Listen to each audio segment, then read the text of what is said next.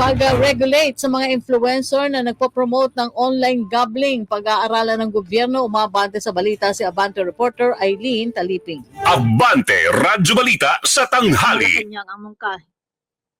Raki, pag-aaralan ng Malacanang ang mungkahi na magkaroon ng regulasyon sa mga social media influencer na nagpo-promote o nanghihikayat sa publiko na tangkilikin ang online gambling. Kasunod na rin ito ng pagiging gumon sa online gambling ng maraming pamilya na nakaapekto sa kanilang buhay at relasyon. Ayon kay Palace Press Officer Atty. Claire Castro, pag-aaralan ng palasyo ang mungkahi upang magkaroon ng polisiya sa online gambling dahil dilingid sa publiko na malakas ang impluensya ng mga ito lalo na kapag ipinopromote ng mga kilalang social media influencer. Nakikisimpatiyaan niya si Pangulong Ferdinand Marcos Jr. sa maraming pamilya na nabibiktima ng online gambling dahil nadadamay ding nalulong sa sugal ang kanilang mga kasama sa bahay. Talamak sa social media sites tulad ng TikTok ang promosyon ng online gambling dahil mismong social media influencers ang nanghihikayat sa mga netizen na subukan ito kasabay ang pangako na malaki ang kikitain ng mga ito kapag sinuwerte.